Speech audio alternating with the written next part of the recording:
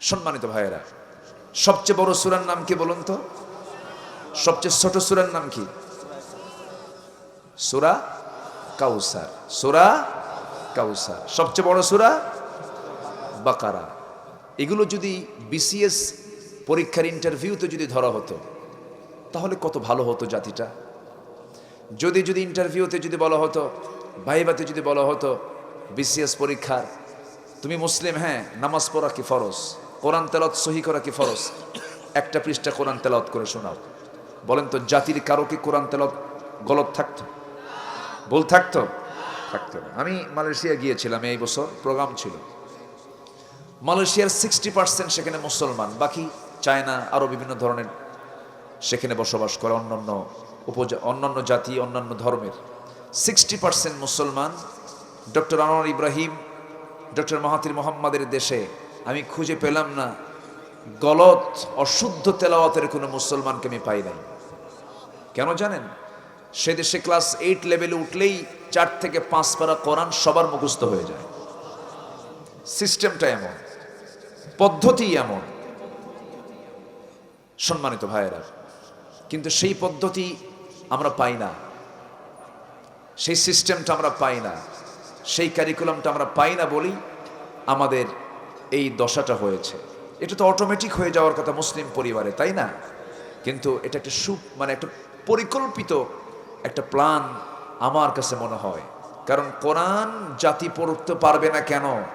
জাতির এমনি শেখা হয়ে যাবে, ঠিক কিনা? শেখা হয়ে যায়, অটোমেটিক যেন চলে আসে, এরকম সিস্টেম হওয়া উচিত বলে আমি মনে করি সংখ্যাগরিষ্ঠ মুসলিম দেশে। সম্মানিত ভাইয়েরা, তারপরে সূরাতুল বাকারার আয়াত সংখ্যা হলো 286। 286। কোরআন যে আল্লাহর কিতাব, কোরআন যে আল্লাহ নাজিল করেছেন, এটাকে সত্যায়ন করার জন্য এই কিতাবের সঙ্গে আমাদের সম্পর্ক রাখা দরকার সবচেয়ে কম না সবচেয়ে বেশি? কোরআন যে আল্লাহর কিতাব, শুধু একটা এক্সাম্পল দিয়ে আমি আমার মূল আলোচনার দিকে চলে যাচ্ছি। আয়াত সংখ্যা কতগুলো বলেন তো? 286। আচ্ছা, 286-এর অর্ধেক কত বলেন তো? বলেন।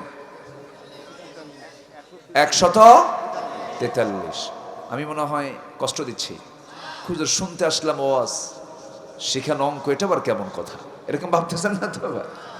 143। আমি বলার কারণ আছে, কোরআন যে আল্লাহর কিতাব, দেখেন আল্লাহ তাআলা সেটিংয়ের সাথে অর্থের মিল রেখেছেন।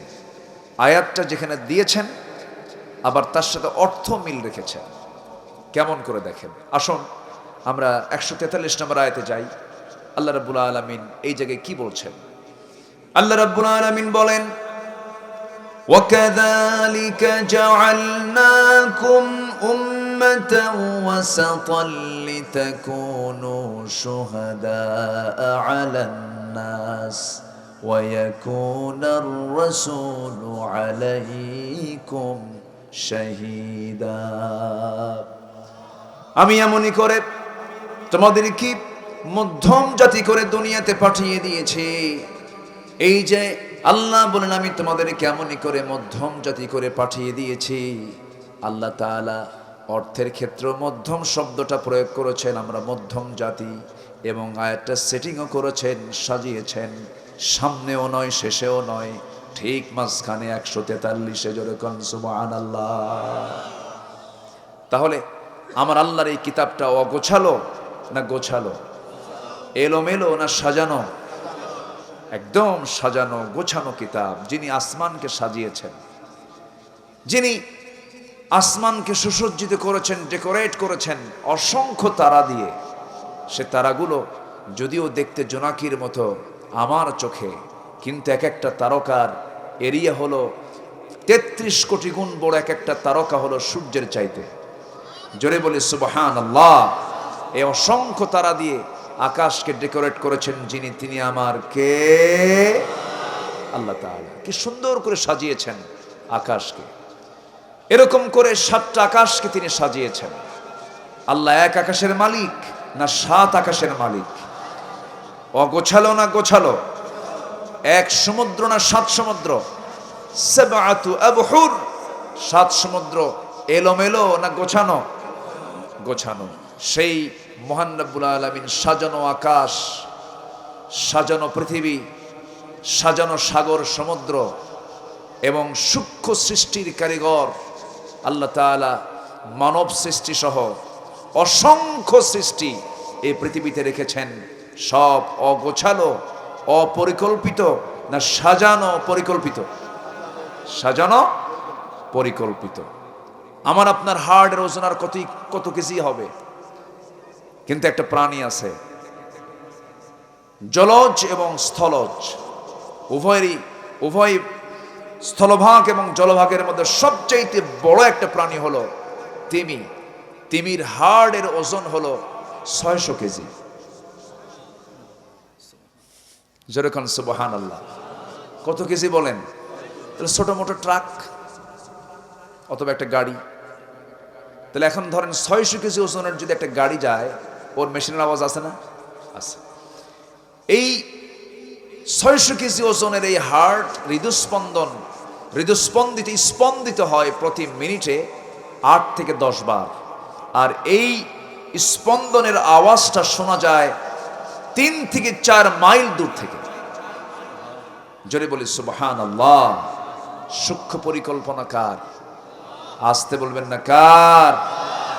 একটা পিঁপড়া কত ছোট প্রাণী, তার মধ্যেও হার্ট আছে না নাই? ওর ওজন কয় কেজি বলেন? ওর ওজন আছে? চোখই তো পড়ে না। আবার ওই পিঁপড়ার আওয়াজ আবার একজন পয়গম্বর শুনতে পারতেন। পিঁপড়া কথা কয়, পিঁপড়ার আওয়াজ হয়, কথা বলে, এটার আওয়াজও শুনেছেন একজন পয়গম্বর। তিনি কে বলেন? কি ওয়াজ করবো আর বলেন তো? সবাই তো পারে, পাড়া লোকের কাছেই তো বলতে হয়, তাই না? হ্যাঁ, জানা লোকের কাছেই বললে এটা আরো ঝালাই হয়ে যায়। মুসলমান তো জানতেই হবে। তাহলে এই পৃথিবীতে কোনো ভাষাবিদ কেমন আছে যে সুলাইমানকে টিঙ্গা যায়? আছে এরকম কেউ? আছে ভাষাবিদ যে পিঁপড়ার ভাষা বোঝে? কয়েক লাইন ইংলিশ পারলে তো বাংলা কই না। আছে না কিছু? ভাই তুমি এত ইংলিশ কও কেন? ভাই সরি, বুঝেন?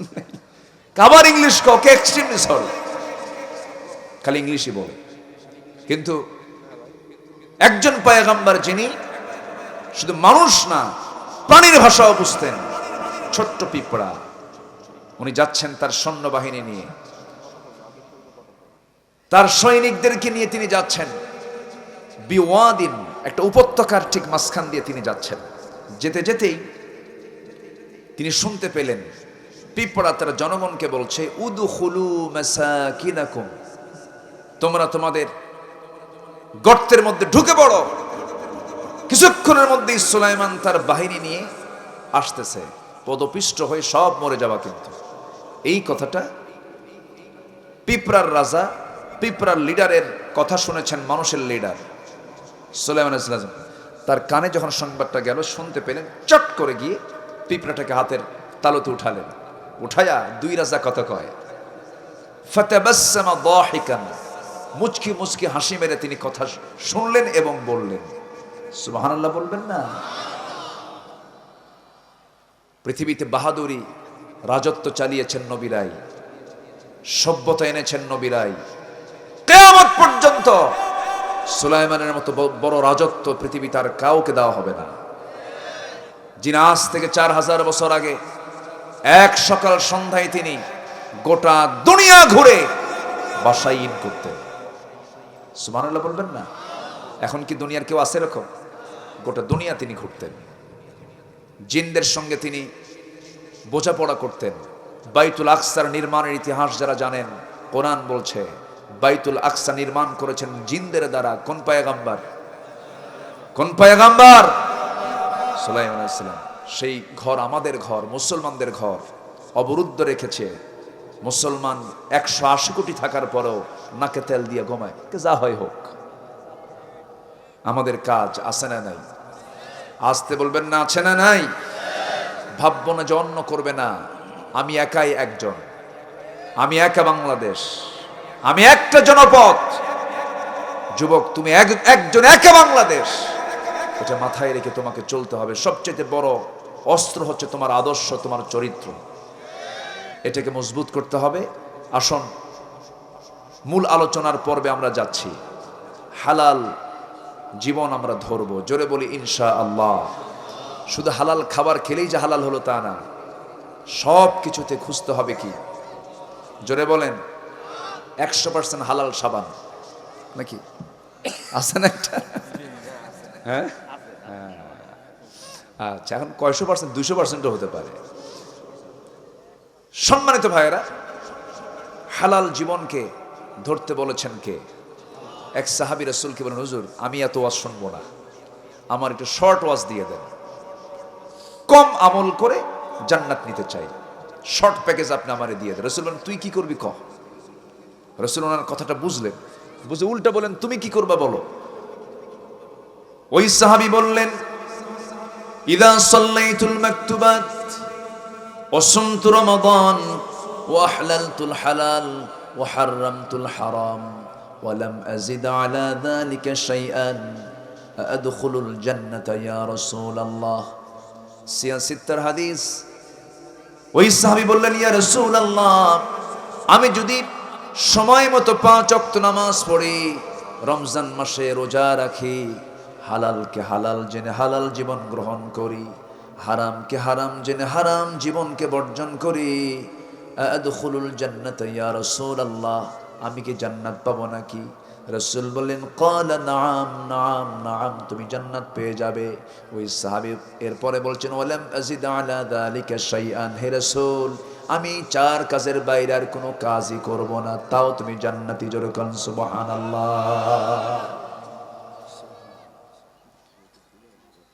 জীবনকে পরিবর্তন করার জন্য বেশি কিছু লাগে না আমার বন্ধুগণ। জান্নাত পাবার জন্য যদি আমরা এই হাদিসকে ফলো করি, আর আমি যে তেলাওয়াত করেছি যে আয়াতটা, সে আয়াতটা যদি আমরা ফলো করি, জান্নাত পাওয়ার জন্য কিছু লাগবে না।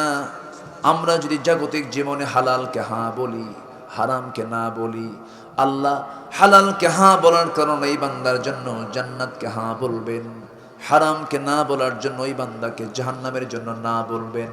বান্দা অনায়াসে জান্নাতে চলে যাবে, কেউ তাকে বাধা দেবে না। জোরে বলি সুবহানাল্লাহ।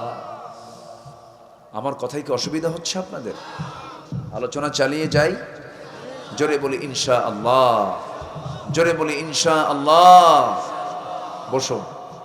আমি গত বছর কি আলোচনা করেছি, তার আগের বছর কি কথা বলেছি, তার আগের বছর কি কথা বলেছি, সব আমার নোট আছে, আমার মাথায় আছে। সম্মানিত ভাইয়েরা, আমি আজকে যে সাবজেক্টটা নিয়ে আমি কথা বলতে চাচ্ছি, শুরু করেছি অলরেডি, অনেকের গায়ে একটু লেগে যাবে, কষ্ট পাবেন না তো?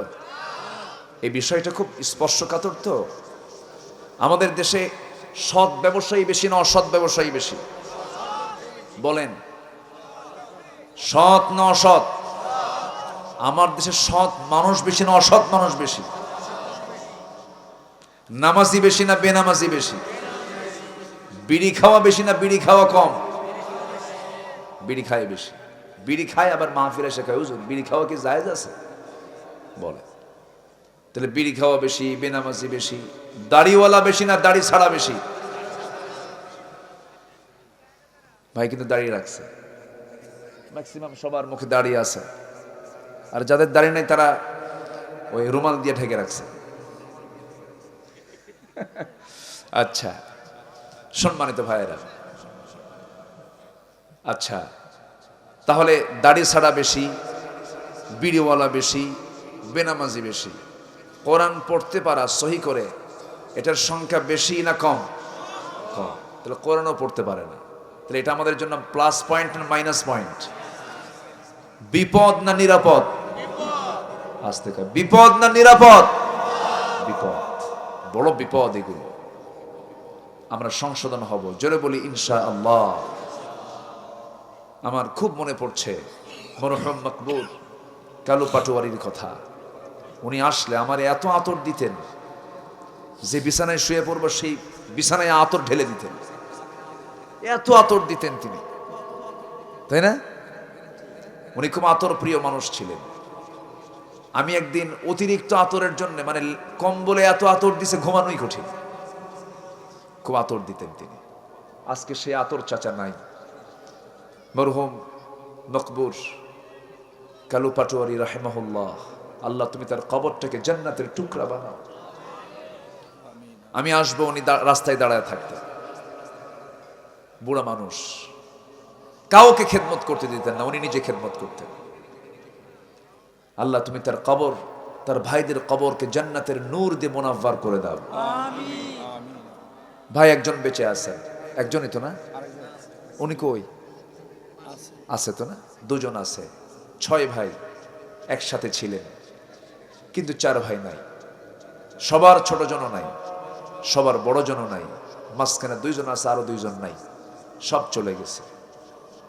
আমরা শিক্ষা নেব কোন জায়গা থেকে? এগুলোই তো শিক্ষা আমাদের, এদের চলে গেছে, শেখার কিছু নাই তো কোথাও। এগুলো তো সবচেয়ে বড় বই, এগুলোই স্টাডির জায়গা তো এগুলো। এই যে চলে গেছে, এখান থেকে তো শেখার অনেক কিছু আছে, আছে না নেই বলেন তো? আছে। একটু কবরবাসীর দিকে একটু তাকানো দরকার, একটু মরা মানুষের একটু চিন্তা করা দরকার। এগুলো ভাবনা একটু মাথায় গভীরভাবে আনলে একটা মানুষ ভালো হতে বাধ্য, ঠিক কিনা? ভালো হতে বাধ্য। তাহলে আমার দেশে সৎ মানুষ বেশি না অসৎ মানুষ বেশি? অসৎ। আজকে এমন ব্যবসায়ী গোটা পৃথিবীতে আছে, গোটা বিশ্বব্যাপী মদ বিক্রির পরিমাণ বছরে গড়ে প্রায় $1600 বিলিয়ন। $1600 বিলিয়ন। পতিতাবৃত্তির কাজ যারা করে, বার্ষিক গোটা পৃথিবীতে গড়ে প্রায় $400 বিলিয়ন। জুয়া, ক্যাসিনো, এই জাতীয় জুয়ার কারবারের সাথে গোটা পৃথিবীব্যাপী যে বিশ্বের বৈশ্বিক বার্ষিক যে বিজনেস হয়, তার পরিমাণ প্রায় 200 কোটি, কি বলে 200 billion dollar. 200 billion dollar. Free fire, PUBG, এই যে কম্পিউটার গেমস গুলো আছে, এই যুবকরা দেখো মুসকি মুসকি হাসেও কিছু কিছু বাচ্চা, ওরা সব বোঝে তো। এগুলোতে $54 বিলিয়ন। অবৈধ সোনা কারবারি, অস্ত্র বিজনেস, এগুলো সব মিলে বৈশ্বিক বার্ষিক গড়ে প্রায় $2685 বিলিয়ন বাণিজ্য চলে গোটা দুনিয়াতে। আমার দেশে এগুলো বাণিজ্য নাই তো? আসতে বলে আছে না নাই? আচ্ছা, তাহলে ওরা চায় সমাজে মদের বোতল থাকুক, ওরা চায় লাইসেন্স থাকুক পতিতাবৃত্তির, ওরা চায় জুয়া থাকুক, ক্যাসিনো থাকুক, আকাম কুকাম সবকিছু থাকুক।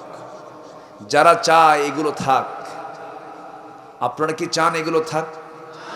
আসতে বলে, আরো জোরে বলেন, আপনারা কি চান? তাহলে আপনি চান না, ওরা চায়। ওরা কি আপনাকে বন্ধু মনে করে? আসতে বলে, ওরা কি বন্ধু মনে করে? আপনি কি মনে করেন? কই শত্রু মনে করলে? কোথায় শত্রু ভেবেছি আমরা? আমরা শত্রু মনে করিনি তো।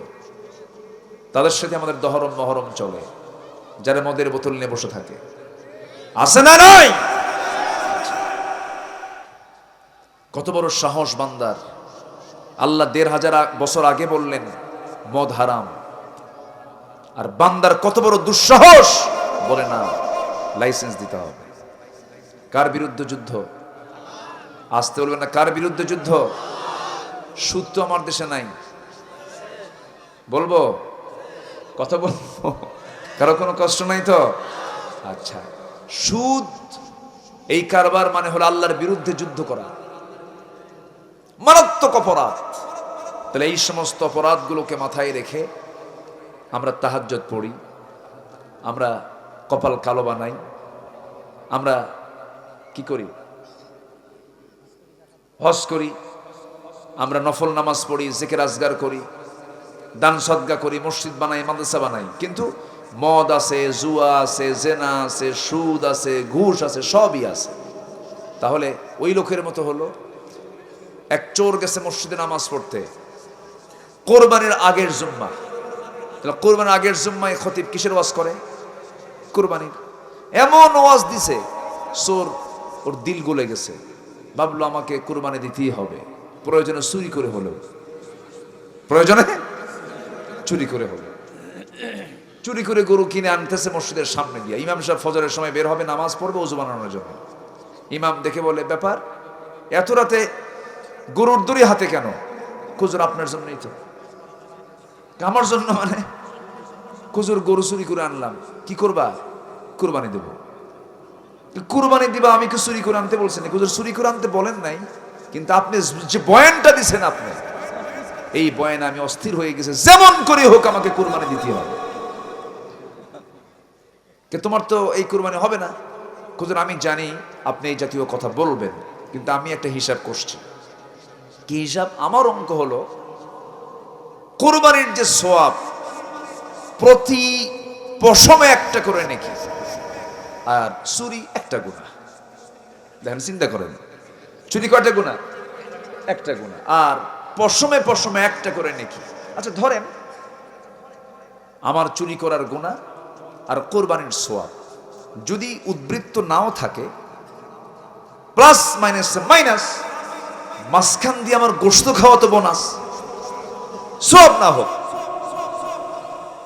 এরকম চিন্তা করা কিছু কুশলী কুচিন্তার মানুষ সমাজে আছে না নাই? আসতে বলবেন না, আছে না নাই?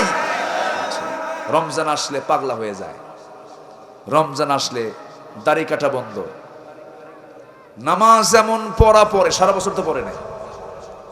আবার হুজুর একটা ভাড়া করে, হুজুর একটু ওমরায় আপনাকে নিয়ে যাবো, আপ ডাউন ফ্রি, আপনি আমাকে নিয়ে যান, সব আমলগুলো শিখাই দিবেন, কারণ আমি সারা বছর নামাজ পড়ি নাই।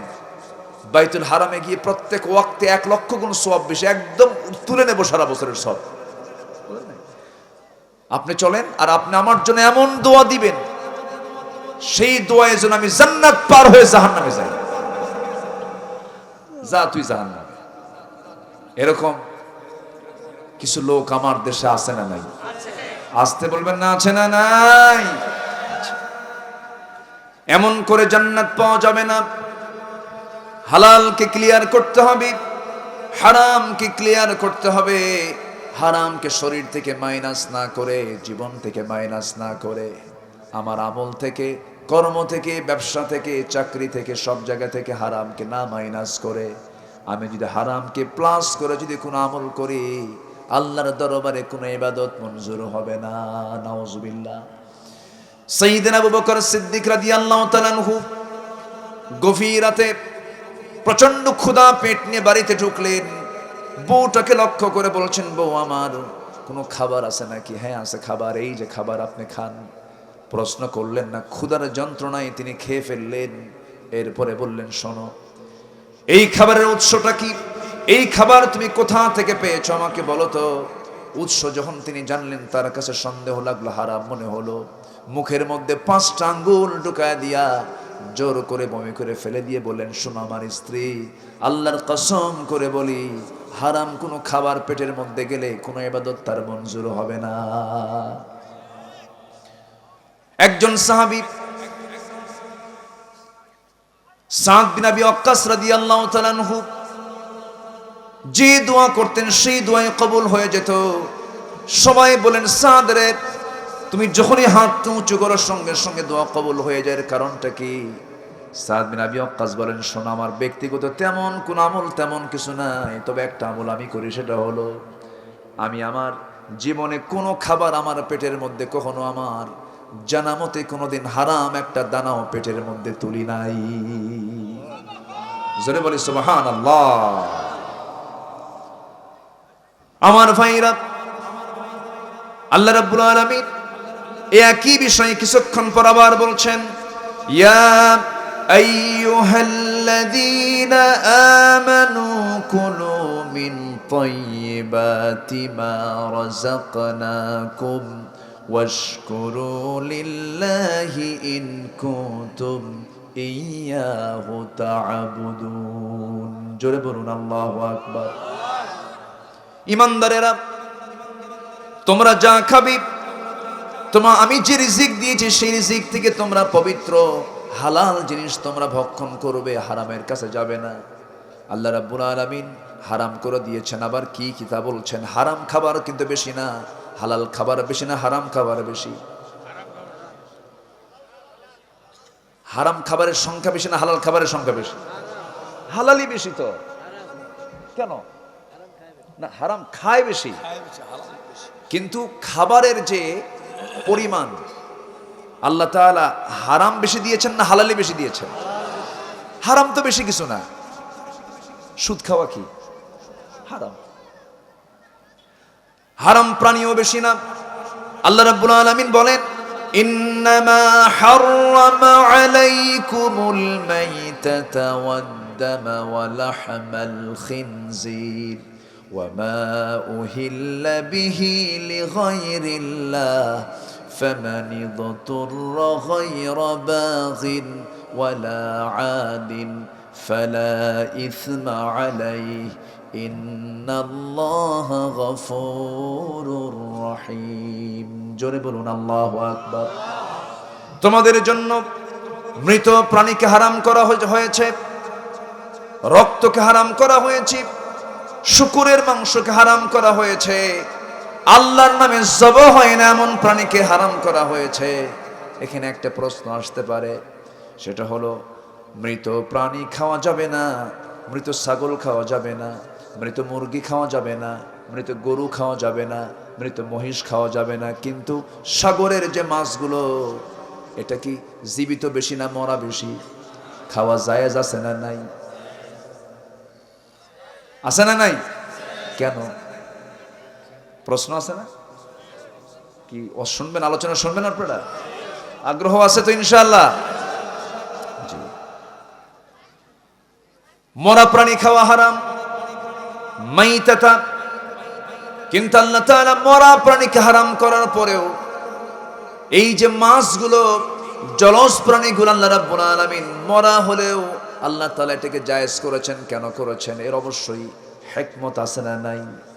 আসতে বলবেন না, আছে না নাই?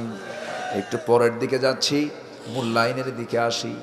আমার ভাইয়েরা, হারাম কোনো খাদ্যের দিকে যাওয়া যাবে না, হারাম কোনো কাজের দিকে যাওয়া যাবে না, হারাম পন্থা অবলম্বন করা যাবে না। আপনি একটা মহিলাকে পছন্দ করতেই পারেন। ও যুবক, তোমার কাছে একটা মেয়ে ভালো লাগতেই পারে, ভালো লাগবে, এটা স্বাভাবিক। কারণ পুরুষ নারীর দিকে আকর্ষিত হবে, নারী পুরুষের দিকে আকর্ষিত হবে, এটা ন্যাচারাল। এটা কে করে দিয়েছেন? আসতে বলবেন না, কে করে দিয়েছেন?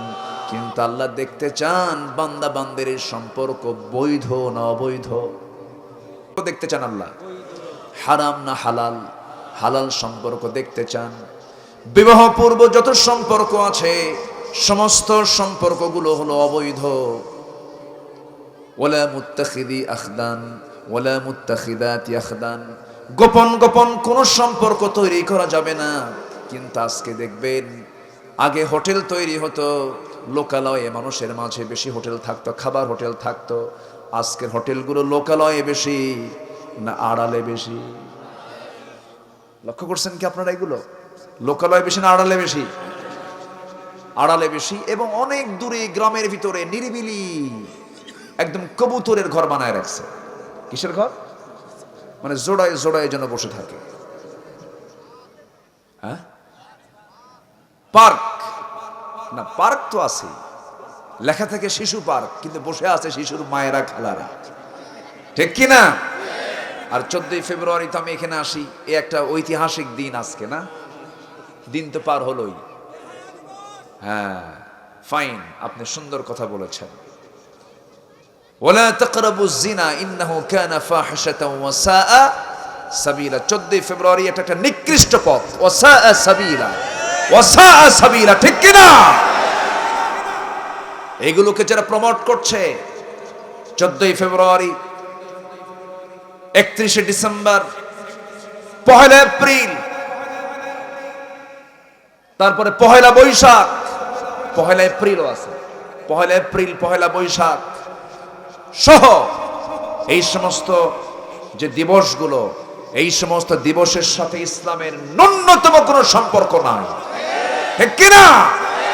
কোনো সম্পর্ক নাই। আমরা এই সমস্ত কথা বললে আমরা হয়ে যাই মৌলবাদী, ধর্মান্ধ, রক্ষণশীল, কট্টরপন্থী, জঙ্গি। ঠিক কিনা? জঙ্গি হয়ে যায়। যত বলেন, যত খুশি করেন না কেন, ইমানদারকে ইমানদারের লাইন থেকে এক চুল পরিমাণ নড়াতে পারবেন না। ঠিক কিনা? যুগে যুগে যারা সঠিক ইমানদার, তারা হাসতে হাসতে বাতিলদের অত্যাচার সহ্য করে করে দুনিয়া থেকে বিদায় নিয়েছেন। মাথা নত করেননি তারা কারো কাছে, তারা মাথা বিক্রি করেননি। ইমাম ইবনু তাইমিয়া রাহমাতুল্লাহ আলাইহি দামেস্কের জেলখানায়, কিসের জেলখানায়? দামেস্কের জেলখানায় জেল আর জেল সুপার এসে কান্দে আর বলে, হুজুর আমারে মাফ করে দিয়েন। কেন?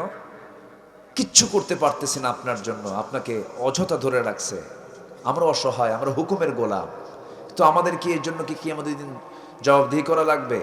ইমাম ইবনে তাইমিয়া বললেন, তোমাদের মতো ব্যক্তির কারণে জালিমরা জুলুম করার সুযোগ পায়। কথা বোঝা যায়? আহমদ ইবনে হাম্বলকে জেলখানা আটকিয়ে রেখেছে। সেম একই প্রশ্ন, তিনি একইভাবে উত্তর দিয়েছেন। শোনেন, কোরআন তেলাওয়াতে রক্ত ঝরানোর প্রয়োজন হয় না। কোরআন শুধু তেলাওয়াত করলে পুরস্কার পাওয়া যায়, আন্তর্জাতিকভাবে অনেক স্বীকৃতি পাওয়া যায়। কেউ আপনাকে অসম্মান করবে না কোরআন তেলাওয়াত করলে। কোরআন তেলাওয়াতে সম্মান পাওয়া যায়, আর কোরআন প্রতিষ্ঠার সংগ্রাম করতে গেলে কল্লা দিয়ে দিতে হয়।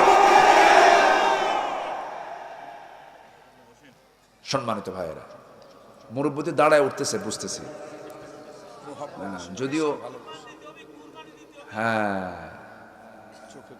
খুব সুন্দর ভাষা এই এলাকার, না? ফাইন করে বললো না? এই এলাকার ভাষাই তো এটা, না? জি আলহামদুলিল্লাহ, ভাষাগুলো অনেক সুন্দর, বলি আলহামদুলিল্লাহ।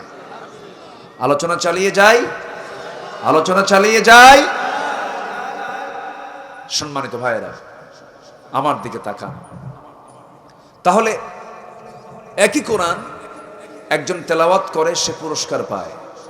আবার একই কোরআন যে প্রতিষ্ঠার সংগ্রাম করে, তাকে দুনিয়া থেকে বিদায়ী হতে হয়।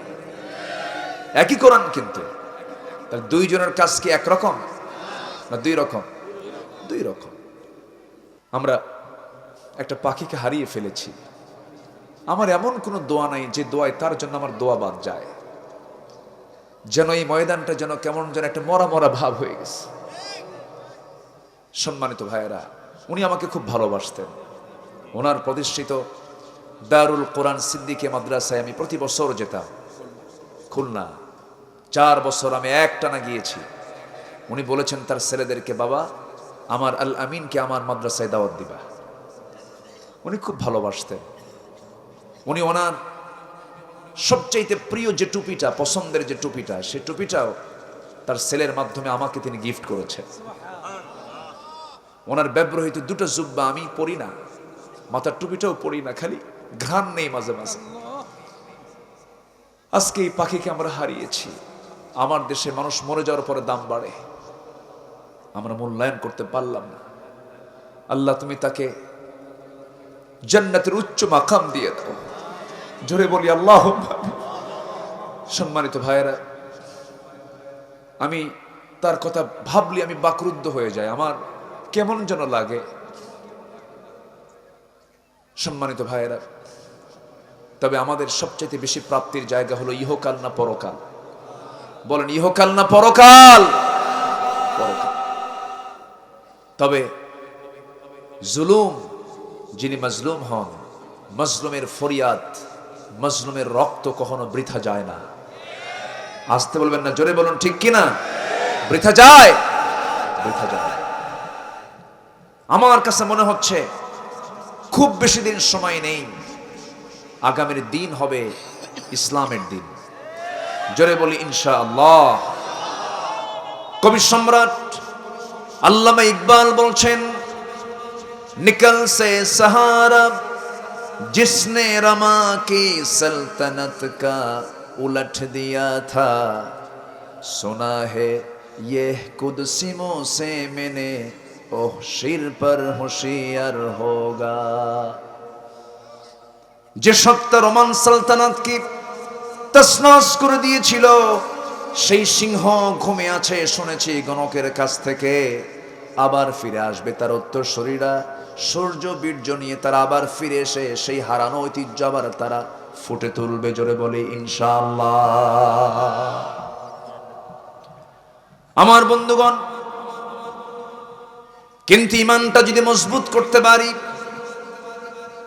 যে ইব্রাহিমকে আগুনে ফেলে দিয়েছিল সেই ইব্রাহিমের জন্য আগুনটা জান্নাতের টুকরা হয়েছিল, ইমানের নূরের কাছে আগুনটা নিভিয়ে গিয়েছিল। আল্লামা ইকবাল বলছেন, আজভি হজু ইব্রাহিম কা ইমা পায়দা, আগ কর সকতি হ্যায় এক আন্দাজ গুলিস্তা পায়দা। আজ কোথাও যদি উদয় হয় ইব্রাহিমের মতো ঈমান করতে পারে অগ্নিকুণ্ডে খুবসুরত এক গুলিস্তান। জোরে বলুন আল্লাহু আকবার। যুগে যুগে যারা আল্লাহর পথে যারা লড়াই করে গেছেন, তাদের তামান্না ছিল হাজার বার মরব, হাজার বার যদি আল্লাহ জীবিত করেন হাজার বার শহীদ হয়ে যাব, তবু বাতিলের কাছে আমরা মাথা নত করব না। আল্লামা ইকবালের সেই কালোজয়ী কবিতাগুলো ইতিহাস অমর হয়ে আছে। আরেক জায়গায় তিনি বলছেন, বাতিল সে দবনে ওয়ালে, বাতিল সে দবনে ওয়ালে आया सिमा नहीं हम, उबर कर चुका है तो इम्तिहा हमारा। জোরে বলুন আল্লাহু আকবার। 100 বার জীবন দিতে আমরা প্রস্তুত আছি, কিন্তু ইমানদার 100 বার জীবন দিতে পারে কিন্তু বাতিলের সামনে কখনো মাথা নত করতে পারে না। সাহাবায়ে কেরামের শিক্ষাগুলো দিয়ে গেছেন, আল্লাহর নবীর এই শিক্ষাগুলো দিয়ে গেছেন। হারাম কোনো পথ তারা অবলম্বন করেন নাই, বিকৃত পথ তারা অবলম্বন করেন নাই, অনৈতিক কোনো পথ তারা কখনো গ্রহণ করেন নাই। আল্লাহ রাব্বুল আলামিন সেই জন্য বলছেন, বান্দা তাগুতকে আগে অস্বীকার করো, এরপরে তুমি ঈমান আনো। ফামান ইয়াকফুর বিত-তাগুতি ওয়া ইউমিন বিল্লাহ ফাকাদ ইসতামসাকা বিল উরওয়াতিল বুথকা লা ফিসামা লাহা। জোরে বলুন আল্লাহু আকবার। যে বান্দা তাগুতকে অস্বীকার করলো, ঈমানকে যে বান্দা গ্রহণ করলো, তার শক্ত অবস্থানের চাইতে আর কার শক্ত অবস্থান হতে পারে যা কখনো ভাঙবার নয়। এই জন্য আমরা তাগুতকে অস্বীকার করব। তাগুত মানে হলো যে নিজে মানে না আল্লাহকে, কাউকে মানতে দেয় না, যে নিজে আল্লাহর আইনকে মানে না, অন্য কাউকে মানতে দেয় না, তারাই হলো তাগুত। এমন তাগুত বুঝি বাংলার জমিনে নাই? আসতে বলবেন না, আছে না নাই? আমার বন্ধুগণ, একটু কান লাগান। হারাম কোনো পন্থা আমরা অবলম্বন করব না, হারাম কোনো কাজের দিকে আমরা যাব না। আল্লাহ রাব্বুল আলামিন আরেক জায়গায় বলছেন, তাআওয়ানু আলাল বিররি ওয়াত তাকওয়া ওয়া লা তাআওয়ানু আলাল ইসমি ওয়াল উদওয়ান। ভালো কাজে, পুণ্যের কাজে পরস্পরকে সহযোগিতা করো, হারাম কাজে, যেটা অবৈধ কাজ, পাপের কাজ, সেই কাজে তোমরা পরস্পরকে সাহায্য করতে যেও না। কার কথা? আসতে বলবেন না, কার কথা? আল্লাহর কথা। আজকে মদ সমাজ অ্যাভেলেবেল হয়ে গেছে, মদের বোতল রাজবাড়ী জেলার মনে হয় কোথাও পাওয়া যায় না। আসতে বলবেন না, আছে না নাই?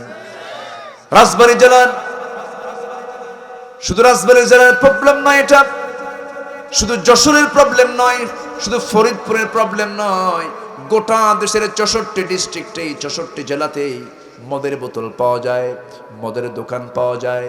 কিন্তু এদিকে প্রশাসন বলে, হুজুর মাদকের বিরুদ্ধে কথা বলবেন। একটা প্রশ্ন করব আপনাকে, কূপের মধ্যে বিড়াল পড়ে মরে আছে, আপনি পানি পরিষ্কার করার জন্য আগে বিড়াল তুলবেন না পানি তুলবেন? আগে কি তুলতে হবে বলেন?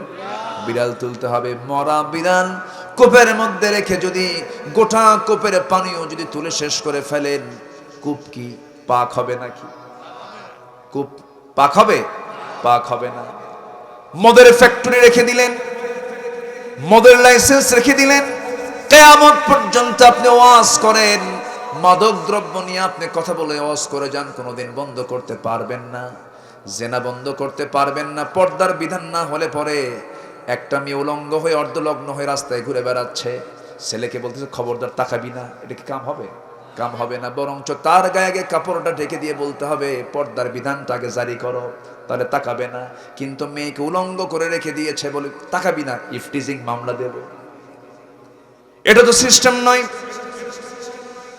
আমার বন্ধুগণ, পর্দার ব্যাপারে কথা বললে আমাদেরকে বলা হয় রক্ষণশীল।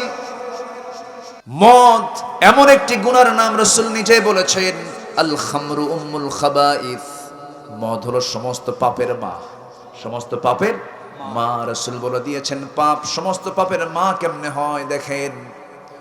কোন এক আল্লাহওয়ালা, কোন এক আল্লাহর ওলি এক নগরে বসবাস করতেন।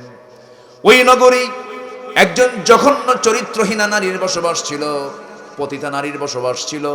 সেই মহিলা টার্গেট করলো, জীবনে বহু হাজারো পুরুষের জীবন নষ্ট করেছি, এই আল্লাহর ওলিকে টার্গেট করলাম। টার্গেট করে কোনো একদিন বেকায়দার মধ্যে ফেলে দিয়া তাকে একাকী ঘরের মধ্যে তুলে ফেলেছে। বলতেছে শোনো, তুমি কে আমি চিনি, আমাকে তুমি চিনতে পারো নাই, তবে আমি হলাম এই নগরের সবচেয়ে খারাপ একজন নারী, পতিতা নারী। তুমি যদি আমার 3টা কথা ফলো করো তুমি নিরাপদ, আমি তোমাকে বিপদে ফেলবো না। 3টার যে কোনো একটা তুমি আমার ফলো করবে, নচেত আমি একটা এমন চিল্লানি মারবো, শহরের নগরের সমস্ত লোক এসে তোমাকে এই অবস্থায় দেখলে তোমার মান সম্মান ডুবে যাবে। এই 3টা কাজের 1 নাম্বার কাজ হলো এই যে মদের বোতল, এখান থেকে 1 ঢোক তোমাকে খেতে হবে, ছেড়ে দেব, অথবা আমার সঙ্গে জেনা করতে হবে নাম্বার 2। নাম্বার 3, এই যে শিশু বসে আছে একে খুন করতে হবে। আল্লাহওয়ালা মনে মনে চিন্তা করে খুন তো প্রশ্নই আসে না, কাতালান নাসা জামিআ, একটা মানুষকে মেরে ফেলা মানে গোটা বিশ্বের মানুষকে মেরে ফেলে দেওয়া, এটা সম্ভব না। জেনা করলে কি ঈমান থাকে না, এটাও সম্ভব নয়। মদের বোতলের দিকে বারবার তাকায় মনে মনে চিন্তা করে যদিও গুনার কাজ, আমাকে তো বাঁচাও দরকার। এটাকে তিনি দুর্বল মনে করলেন, 3টার মধ্যে দুর্বল মনে করলেন। যখন তিনি মদের বোতলটা খুলে যখন একটা ঢোক মেরে দিয়েছেন, তাল না মাতাল? আসতে কয় মানুষ মদ খেলে তাল হয় না মাতাল হয়? মাতাল হয়ে যায়। কোন এক বেচারে মদ খায়া রাত 3টার দিকে গেছে বাড়ির সামনে, বাড়ির সামনে দাঁড়ায়া বউকে ডাক দেয়। বউ ডাক শুনি ভাবছে যে আমার স্বামী রাত 3টার দিকে আসা মানে খাইছে কিছু নাকি। বউ তো জানে স্বামীর রিপোর্টটা কি। আচ্ছা, স্বামীর খবর সবচাইতে পৃথিবীতে সবার আগে বেশি বোঝে কে? স্ত্রী। স্ত্রীর খবর সবার আগে বেশি বোঝে কে? স্বামী। দেখেন আল্লাহ তাআলা বলছেন হুন্না লিবাসুল লাকুম ওয়া আনতুম লিবাসুল লাহুন্না। বিশাল বিষয়। কিন্তু স্বামী যদি সার্টিফিকেট দেয় আমার বউটা ভালো, আল্লাহ বলবেন ওই বান্দি আমার ভালো। জোরে বলেন সুবহানাল্লাহ। তাহলে সার্টিফিকেট নিতে হবে স্বামীর জন্য কার কাছ থেকে? স্ত্রীর কাছ থেকে। স্ত্রীর জন্য স্বামীর কাছ থেকে। রাসূল নিজেও বলেছেন আমি সার্টিফিকেট নিয়েছি, আমি আমার বউদের কাছে ভালো। জোরে বলি সুবহানাল্লাহ। বউয়ের কাছে ভালো হওয়া কিন্তু সহজ না। বউয়ের কাছে ভালো হতে হলে একদম রিয়েলি আপনাকে ভালো হতে হবে। মানুষের কাছে ভালো হওয়া যায় মানে পাবলিক ক্যারেক্টার আর পার্সোনাল ক্যারেক্টার, দুই রকম না। বউ পার্সোনাল এবং পাবলিক দুটোই বোঝে। এজন্য আমাদের সবার চেষ্টা করতে হবে দুনিয়ার কারো কাছে যতটুকু না ভালো আছি সবচাইতে বেশি ভালো হতে হবে কার কাছে? স্ত্রীর কাছে ভালো থাকতে হবে। কারণ বউ জানে আমার স্বামী কত নাম্বার লুচ্চা। কথা বোঝেন নাই? বউ জানে। আপনি যত বড় বুজুর্গ হন, যদি আপনি বুজুর্গ না হন রিয়ালি একদম সোজা মুখে বলে ফেলবেন কত নাম্বার বুজুর্গ আমার জানা আছে, বসো। কথা বোঝেন নাই? এটাই। আমার নবীজি কি ব্যক্তিত্ব সম্পন্ন ছিলেন যে তার স্ত্রীরা বলতে বাধ্য হয়েছেন এমন চরিত্রের মানুষ আমরা দেখি নাই। জোরে বলি সুবহানাল্লাহ। তো বউ এখন রাতের আধারে দরজা খুলতে ভয় পাচ্ছে। রাত 3টায় ও তো মদ খেয়ে আসছে, কি করা যায়? ছেলেটাকে ডাক দিয়ে বলে আব্বা তুমি একটু ওঠো, তোমার আব্বা আসছে, আমি ভয় পাচ্ছি, চলো একসঙ্গে দরজা খুলি। দরজা খুলতে নিয়ে দেখে চোখ লাল টকটকা। চোখ যদি লাল টকটকা হয় তাহলে কি খাইছে বলেন? আর ঠোঁট যদি কালো কুসকুস হয় তাহলে কি খাইছে? বিড়ি। দেখেন কি সিস্টেম আল্লাহ, একদম মানে ওর মুখে সিল মেরে দিছে। মদ খাবি চোখ লাল হয়ে যাবে। বিড়ি খাবি ঠোঁট কালো হবে, চিহ্নিত করে দিয়েছেন আল্লাহ তাআলা, তাই না? বালা মান কাসাবা সাইয়্যাতাও ওয়া আহাতাত বিহি খাতিআতুহু, আমি আয়াতের উপরে এর আগে এখানে আলোচনা করেছি, আমার মনে আছে।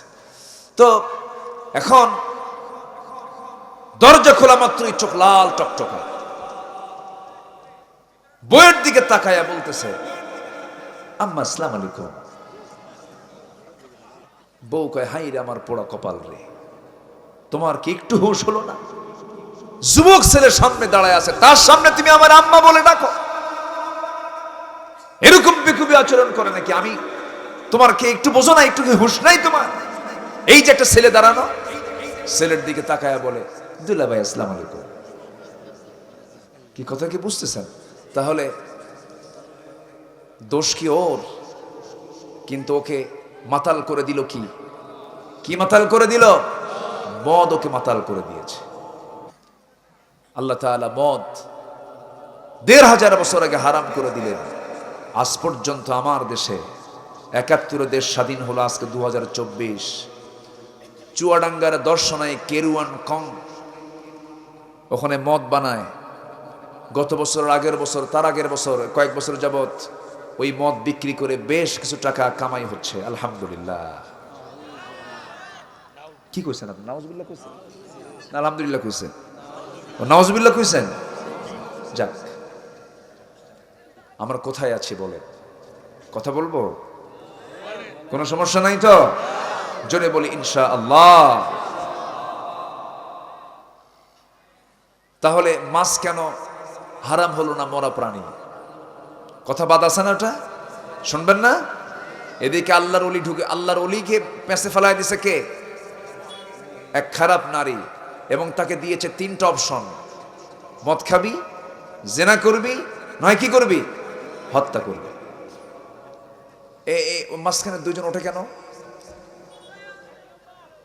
এক নম্বর আবার আসবেন? আবার আসবে তো নাকি? আচ্ছা, এই আপনার বসেন, কোনো ওঠাউঠি নাই, হ্যাঁ? ঠিক আছে কি না? আমি খুব বেশি কষ্ট দেব না, এই তো আর কিছুক্ষণ, আর একটু সময় আমি চাচ্ছি। আমাকে কষ্ট সময় দেওয়া যাবে না ইনশাআল্লাহ? একটু বসেন, আপনারা আসতে দেরি করেছেন, আমি আরো আগে উঠতে চেয়েছিলাম। হ্যাঁ, ফজর আজান পর্যন্ত থাকেন আপনারা, আমি চলে যাব না। আমার কি আর সম্ভব? আমার তো এক রাত না, আমার তো সব রাত, সব দিকে তাকাতে হবে। আমাদের ওয়াজ বেশি দরকার না আমল বেশি দরকার? ওয়াজ বেশি দরকার না আমল বেশি দরকার? হালাল গ্রহণ, বলেন হালাল গ্রহণ, হারাম বর্জন। জোরে বলি ইনশাআল্লাহ। মনে থাকবে তো? আমার বন্ধুগণ, ওই আল্লাহর ওলি মদটাকে বেছে নিলেন, মনে করলেন বুঝি আমি মদ্যপান একটু করলেই বেঁচে যাব।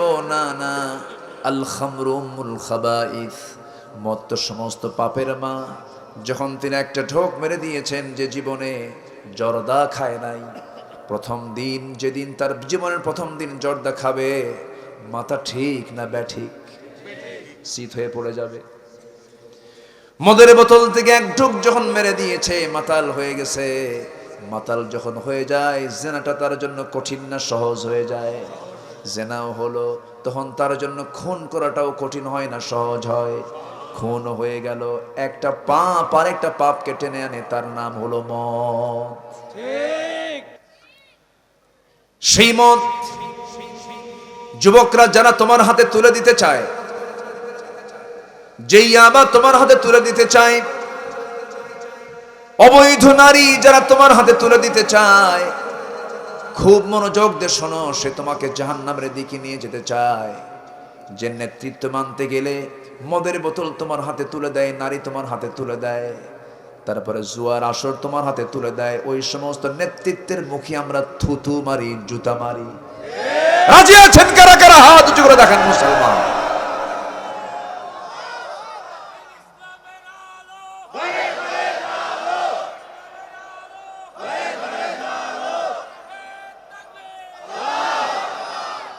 আমার নেতা, তোমার নেতা, লিল্লাহে তাকবীর, নারায়ে তাকবীর। নেতা একজন, নেতা কয়জন? তিনি হচ্ছেন, এত নেতা নিয়ে প্যাঁচ প্যাঁচের দরকার নেই, আমরা এক নেতার পিছনে থাকবো, মুহাম্মদ সাল্লাল্লাহু। যে নেতার জন্য আমরা নামাজেও দোয়া করি না? দোয়া করি আল্লাহুম্মা সাল্লি আলা, বলেন আল্লাহুম্মা সাল্লি আলা মুহাম্মদ ওয়া আলা আলি মুহাম্মদ কামা সাল্লাইতা আলা ওয়া আলা আলি ইব্রাহিম। আমার রাসূল আছেন, আমার বাপও আছে, হ্যাঁ, দোয়া আছে না নাই? নামাজে তুমি রাসূলের প্রশংসা করো, সমাজে তুমি রাসূলের প্রশংসা না করো, অন্য নেতার প্রশংসা করো কেন? ঠিক কি না? নামাজেও প্রশংসা, সমাজেও প্রশংসা, মুহাম্মদ সাল্লাল্লাহু আলাইহি ওয়াসাল্লাম। ঠিক কি না? সম্মানিত ভাইয়েরা, সম্মানিত বন্ধুগণ, আমার নবীজি মদকে নিষিদ্ধ করে দিলেন, সুদকে নিষিদ্ধ করে দিলেন, জেনাকে নিষিদ্ধ করে দিলেন, জুয়ার আসরকে নিষিদ্ধ করে দিলেন। করেন নাই? ওগুলো কি এমনি এমনি হয়েছে? এমনি এমনি এগুলো বন্ধ হয়েছে? জিহাদের প্রয়োজন হয়েছে। যে নামাজি জিহাদকে ইনকার করে, ইনফাক ফি সাবিলিল্লাহকে অবহেলা করে, ইন্নাল্লাহ ইশতারা মিনাল মুমিনিনা আনফুসাহুম ওয়া আমওয়ালাহুম বিআন্না লাহুমুল জান্নাহ।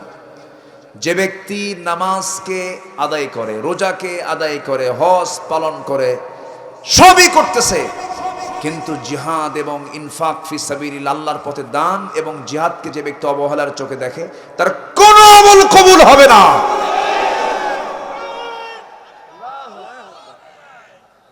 সম্মানিত ভাইয়েরা, আল্লাহ তুমি সবাইকে বোঝার তৌফিক দাও, জোরে বলি আমিন। নিজেকে চেনার তুমি তৌফিক দাও খোদা, তোমাকে চেনার তুমি তৌফিক দাও। নিজেকে চেনার তুমি তৌফিক দাও আল্লাহ, তোমাকে চেনার তুমি তৌফিক দাও। আমি কার গোলাম? আমি কার গোলাম? আমি যে আল্লাহর গোলাম, আমাকে চেনার দরকার আছে না? কাকে চিনবো? আবার কাকে চিনবো? আমার নেতাকেও চেনার দরকার আছে না নাই? আমার সবচেয়ে বিশ্বস্ত বন্ধু হচ্ছেন মুহাম্মদ সাল্লাল্লাহু, আর সব বন্ধু হলো অবিশ্বস্ত, কোনো গ্যারান্টি নাই। আর আমার বিশ্বস্ত বন্ধু মুহাম্মদ সাল্লাল্লাহু আলাইহি ওয়াসাল্লাম, কি বন্ধু আমার, যাকে সব জায়গায় লাগবে। সে কোন বন্ধু বলো বেশি বিশ্বস্ত? সে কোন বন্ধু বলো বেশি বিশ্বস্ত? যার কাছে সব কথা বলা যায়, যার কাছে সব কথা বলা যায়, হওয়া যায় বেশি আশ্বস্ত। তার নাম আহমদ, বড় বিশ্বস্ত। সে কোন বন্ধু বলো বেশি বিশ্বস্ত? যেজন কখনো ব্যথা দিতে জানে না, যেজনকে বলি মুছে দেয় বেদনা, ঠিক কিনা? যেজন কখনো ব্যথা দিতে জানে না, যেজনকে বলি মুছে দেয় বেদনা। হৃদয়ের হাহাকার, হৃদয়ের হাহাকার আপন করে নিতে আর কারব এত প্রশস্ত। তার নাম আহমদ, বড় বিশ্বস্ত। মহানবী বলে তারে কেউ বা ডাকে, আমি ডাকি প্রিয়তম, ঠিক কিনা? মহানবী বলে তারে কেউ বা ডাকে, আমি ডাকি প্রিয়তম, সে আমার ধ্যান ভালোবাসা প্রেম মধুময় মনোহর স্বপ্ন সম, যে জন করুণার অনুপম উপমা, যার মতো মরমি কোথাও আর মিলে না, যে জন করুণার অনুপম উপমা, যার মতো মরমি কোথাও আর মিলে না, জীবনের আঙিনায় আবাদ করে দিতে আর কার বুক এত প্রশস্ত, তার নাম আহমদ বড় বিশ্বস্ত। বলেন আহমদ বড় বিশ্বস্ত, সে কোন বন্ধু বলো বড় বিশ্বস্ত, সে কোন বন্ধু বলো বেশি বিশ্বস্ত, বেশি বিশ্বস্ত, বেশি বিশ্বস্ত। রাসূলকে ভালোবাসার তৌফিক আমাদেরকে দান করুন, জোরে বলি আমিন, আরো জোরে আমিন। রাসূল কবিতাকে খুব ভালোবাসতেন, রাসূল কবিতাকে খুব। হাসান বিন সাবিত রাদিয়াল্লাহু তাআলা আনহু 4 লাইন পড়লেন নবীর পিছনে বসে বসে ঘোড়ার পিঠে। রাসূল বলেন হাসান আরো 4 লাইন শোনাও। এরকম করে হাসান বিন সাবিত রাসূলকে 100 পংক্তি শোনালেন। রাসূল শুনলেন। কবিদেরকে দাম দিয়েছেন মুহাম্মদ সাল্লাল্লাহু, কারণ কবিতার একটা কবিতা 2 ঘন্টা ওয়াজের সমান হয়ে যায়। সম্মানিত ভাইয়েরা, আমাদের প্রিয় বন্ধুকে, আমাদের প্রিয় বন্ধু 2 নম্বর, 1 নম্বর তো আল্লাহ আছেনই, 2 নম্বর বন্ধুকে মুহাম্মদ সাল্লাল্লাহু, ইন্নামা ওয়ালিয়ুকুমুল্লাহু ওয়া রাসূলুহু ওয়াল্লাযীনা আমানু। তোমাদের 1 নম্বর বন্ধুকে, নাম্বার 2 হচ্ছেন মুহাম্মদ সাল্লাল্লাহু আলাইহি ওয়াসাল্লাম। এত সুন্দর আপনারা, আমি তো ভেবেছিলাম লোকজন এবার মনে হয় কম, কিন্তু আপনারা তো খুব চালাক। সব মানুষ চলে আসছেন শেষের দিকে, বলি আলহামদুলিল্লাহ, জোরে বলি আলহামদুলিল্লাহ। সম্মানিত ভাইরা, তাহলে আমরা খাবো হালাল না হারাম? পড়বো হালাল না হারাম? যা কিছু করব হালাল পথে না হারাম পথে? হারাম পথে না হালাল পথে? হালাল পথে। বরকত দিবেন কে? আসতে বরকত দেবেন কে? গ্রামের মানুষ বেশি ধনী না শহরের মানুষ বেশি ধনী? বেশি খায় কারা? ভালো করে বলবেন। শহরে বেশি খায় না গ্রামে বেশি খায়? শহরে মানুষ খায় এটা প্লেটে। সে প্লেট কেমন জানেন? ফাঁকিবাজি প্লেট, তলা নাই, ফ্ল্যাট, তলাই নাই, বসে ডাইল খাওয়ার তো কায়দাই নাই ওই প্লেটে।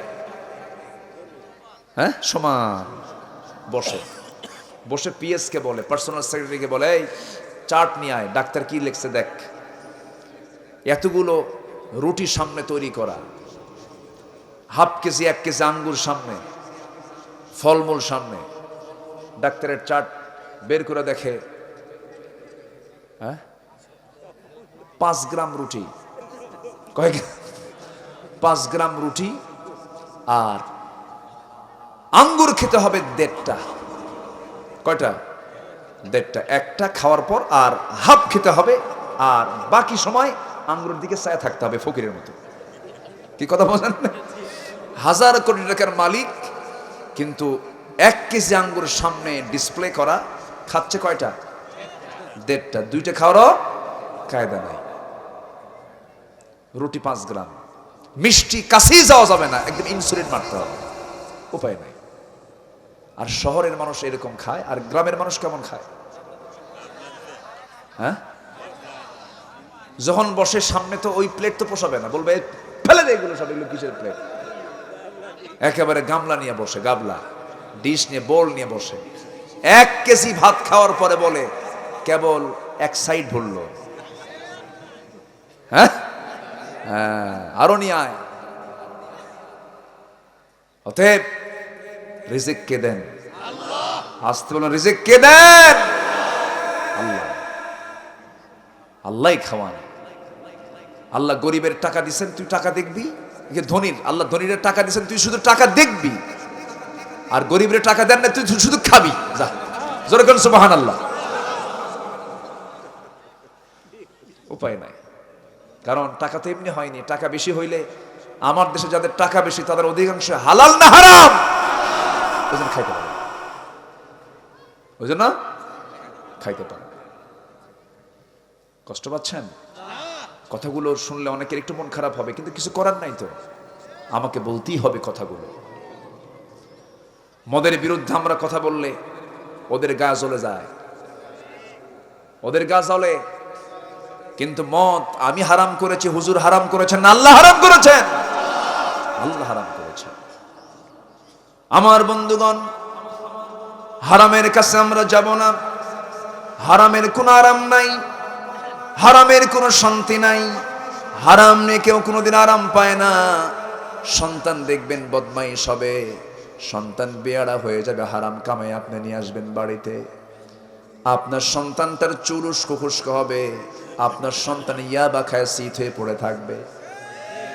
আপনার সন্তান আপনার মাথায় পিস্তল ঠেকাবে, বলবে টাকা দে, ঠিক কিনা? মেয়েটা কথা শুনবে না, মেয়েটা বের হয়ে চলে যাবে। বউটা কথা শুনবে না, বউটা আরেকদিকে লাইন মারবে।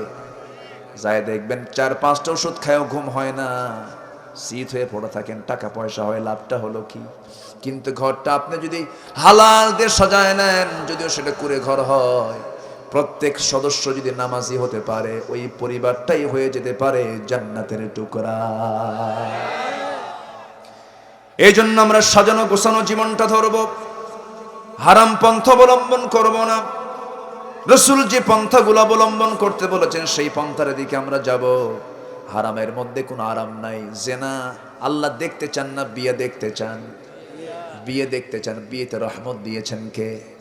জেনার মধ্যে রোগ দিয়েছেন কে? আল্লাহ তাআলা রোগ দিয়ে দেন। জেনা আছে যেখানে রোগ আছে, সেখানে আজকের দুনিয়াতে রোগ বেশি না কম? পাপ বেশি না কম? পাপও বেশি, রোগও বেশি। পাপ কমে যাবে, রোগ কমে যাবে। আরেকটা তথ্য আমি আপনাদেরকে দিতে চাই, যদি কোনো নারীকে তালাক দিয়ে দেয় কোনো স্বামী, সেই তালাক প্রাপ্ত নারী বাড়িতে, বাবার বাড়ি অথবা ভাইয়ের বাড়িতে চলে আসলো, চলে আসার পর ওই মহিলা যদি অন্য কোনো স্বামী গ্রহণ করতে চান, কয়দিন সময় অপেক্ষা করতে হয় বলেন? হ্যাঁ,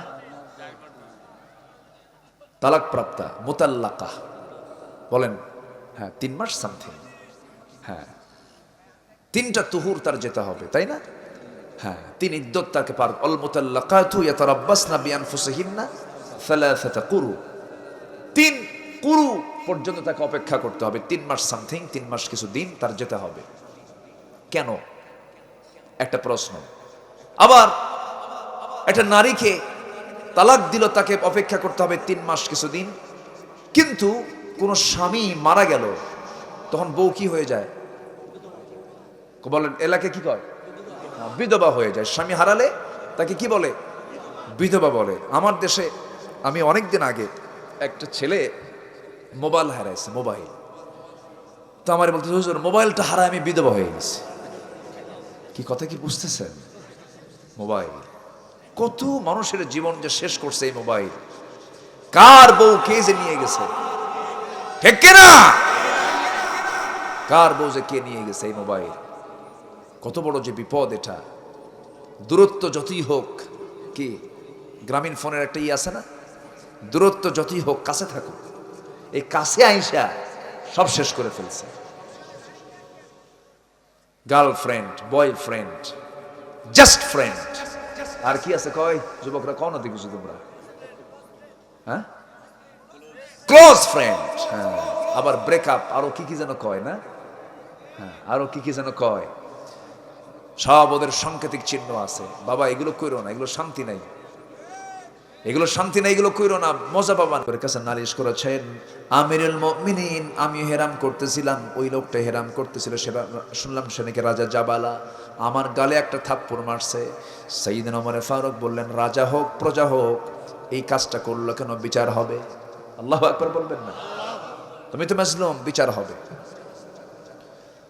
রাজা জাবালাকে ডাক দিলেন, ডাক দিয়ে বলেন, রাজা জাবালা, তুমি একটা দেশের রাজা, আমি একটা দেশের রাষ্ট্রপ্রধান, কিন্তু তুমি যে দেশে তুমি উমরা করতে এসেছো তার একটা নির্দিষ্ট রুল আছে। ইহরামরত অবস্থায় তুমি ফালা রাফাথা ওয়ালা ফুসুকা ওয়ালা জিদালা ফিল হজ, এটা একটা অপরাধ করেছো। কিন্তু একজন আল্লাহর বান্দার তুমি গালে থাপ্পড় মারছো, এটা তোমার বড় অপরাধ হয়ে গেছে। রাজা জাবালা বলে, অসম্ভব ব্যাপার, আমার আবার কিসের ভুল? আমি তো রাজা মানুষ, শুধু সাধারণ একজন প্রজা মানুষ। প্রজার গালে থাপ্পড় মারছো, ওমর তুমি কি করবা? আমার ওমরে ফারুক কয়, শোনো, তুমি রাজা, সে প্রজা, আমার কাছে এটা নয়। তুমিও বান্দা, সেও বান্দা। তুমি তার গালে যেমন ওয়েট করে থাপ্পড় মেরেছো, সেই থাপ্পড়টা তো খাইছে। আমি ওই বান্দাকে অর্ডার দিচ্ছি, ওই ওজন অনুযায়ী তোর গালে একটা থাপ্পড় হাঁকায় দিক। আল্লাহু আকবার বলেন। কি চিন্তা! আনতাহকুমু বিল আদল ইন্নাল্লাহা নি'আম্মা ইয়া'iদুকুম বিহি। আল্লাহু আকবার বলেন। ইন্নাল্লাহা ইয়া'মুরুকুম বিল আদল ওয়াল ইহসান ওয়া ইতা'i যিল কুরবা ওয়া ইয়ানহা আনিল ফাহশা'i ওয়াল মুনকারি ওয়াল বাগই ইয়া'iদুকুম লা'আল্লাকুম তাযাক্কারুন। সাইয়্যিদনা ওমর ফারুক রাদিয়াল্লাহু তাআলা এমন করে তার জীবনকাল পার করে দিয়েছেন। কি সিম্পল জীবন গ্রহণ করেছেন, কি সাধারণ জীবন গ্রহণ করেছেন। হারামের কাছেই তারা জানে, হারামকে তারা ভয় পেয়েছেন। আমরা হারামকে ভয় পাবো। জোরে বলি ইনশাআল্লাহ, আরো জোরে বলি ইনশাআল্লাহ, আরো জোরে বলি ইনশাআল্লাহ। হারামের কাছে আমরা যাব না। রাজি আছি না ইনশাআল্লাহ? রাজি আছেন কারা কারা দেখি? হারামের কাছে আমরা যাব না, আর হারামের কাছে যাব না। জোরে বলি ইনশাআল্লাহ। বলে ইয়া আল্লাহ, আমাদেরকে হারাম বর্জন করার তৌফিক দাও, হালাল জীবন গ্রহণ করার তৌফিক দাও। জোরে বলি আমিন, আরো জোরে আমিন, আরো জোরে আমিন। সম্মানিত ভাইয়েরা, আমরা দুনিয়ার লোভকে প্রাধান্য দেব না, আমরা আখিরাতের লোভকে প্রাধান্য দেব। জোরে বলি ইনশাআল্লাহ। আল্লাহর সৃষ্টির দুই পিঠ, একটা ইহকাল আর একটা কি পরকাল। আমরা কোন পিঠকে সামনে নিয়ে চলবো? পরকালকে, পরকালের পিঠকে সামনে নিয়ে চলবো। জোরে বলি ইনশাআল্লাহ।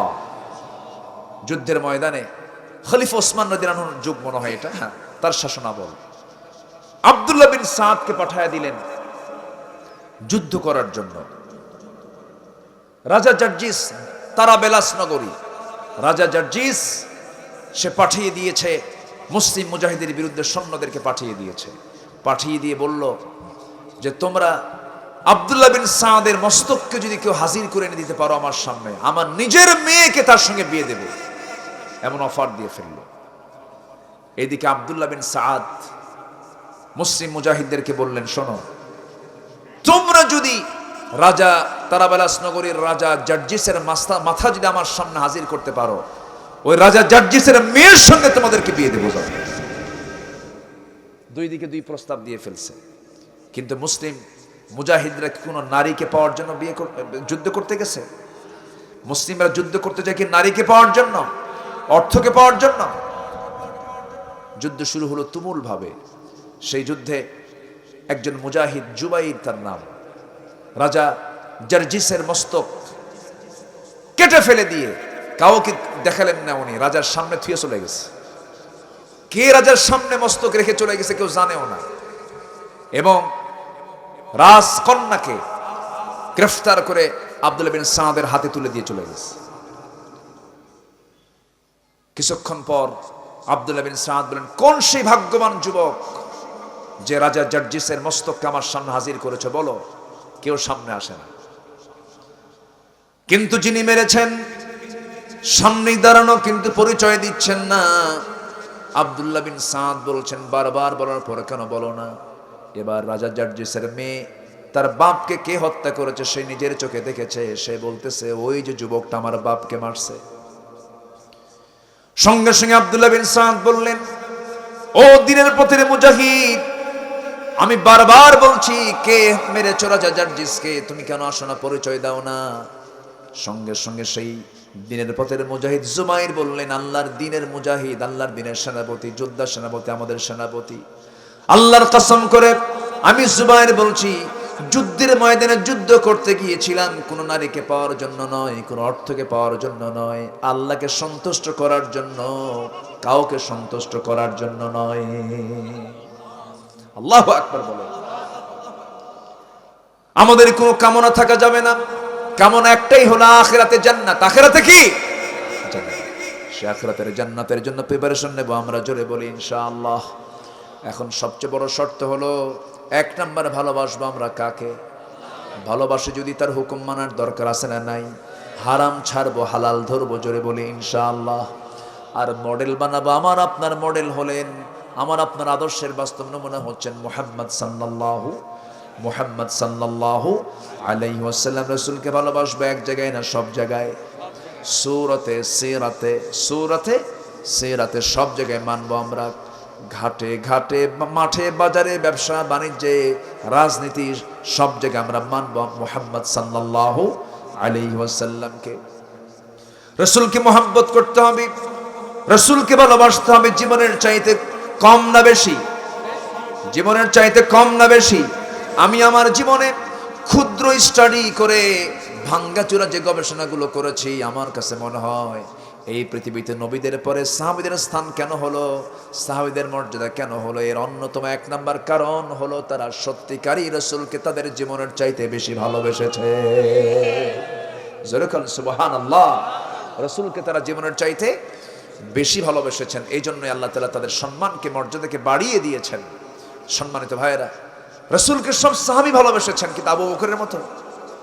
আস্তে কর, আবু বকরের মতো? সব সাহাবী ছিলেন, কিন্তু সবে আবু বকর না, সবে ওমর না। তো আমার নবীর একজন প্রিয় সাহাবী ছিলেন, তার নাম হলো জাবির। তার নাম কি বলেন?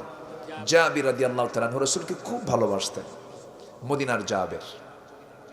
এবং নবীজিকে খুব কাছ থেকে তিনি খেয়াল করতেন। ছোটখাটো খুঁটিনাটি কোনো প্রয়োজন হলে তিনি আগায় দিতেন, খুব ভালোবাসতেন। রাসূলও তাকে খুব ভালোবাসতেন।